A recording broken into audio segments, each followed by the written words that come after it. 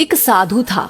वो रोज घाट के किनारे बैठकर चिल्लाया करता था, जो चाहोगे सो पाओगे, जो चाहोगे सो पाओगे। बहुत से लोग वहां से गुजरते थे, पर कोई भी उसकी बात पर ध्यान नहीं देता था और सब उसे एक पागल आदमी समझते थे। एक दिन एक युवक वहां से गुजरा और उसने उस साधु की आवाज सुनी, जो चाहोगे सो पाओगे, जो चाहोगे सो पाओगे। और आवाज सुनते ही उसके पास चला गया।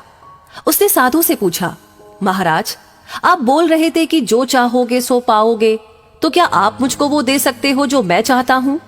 साधु उसकी बात को सुनकर बोला, हाँ बेटा, तुम जो कुछ भी चाहते हो मैं उसे जरूर दूंगा, बस तुम्हें मेरी बात माननी होगी। लेकिन पहले ये बताओ कि तुम्हें आखिर चाहिए क्या? युवक बोला कि मेरी एक ख्वाहिश है, मैं हीरो का बहुत बड़ा व्यापारी बनना चाहता हूँ।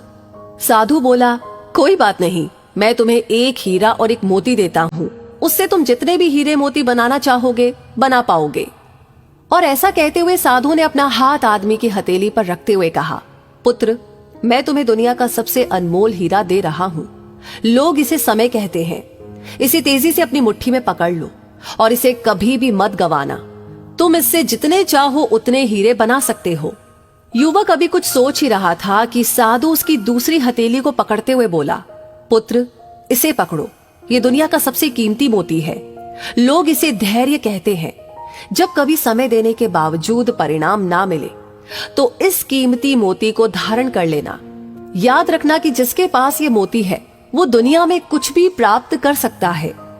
युवक गंभीरता से साधु की बातों पर विचार करता है और निश्चय करता है कि आज से वो कभी भी अपना समय बर्बाद नहीं करेगा और हमेशा धैर्य से काम लेगा। और ऐसा सोचकर वो हीरो के एक बहुत बड़े व्यापारी के यहाँ पर काम शुरू करता है और अपनी मेहनत और ईमानदारी के बल पर एक दिन खुद भी हीरो का बहुत बड़ा व्यापारी बनता है। तो दोस्तों, समय और धैर्य वह दो हीरे मोती है जिनके बल पर हम बड़े से बड़ा लक्ष्य प्राप्त कर सकते हैं। अतः जरूरी है कि हम अपने कीमती समय को बर्बाद ना करें और अपनी मंजिल तक पहुंचने के लिए धैर्य से काम लें। वैसे इस कहानी को सुनकर के आपका क्या कहना है? आप क्या सोचते हैं? कमेंट बॉक्स में लिख करके हमें अपनी राय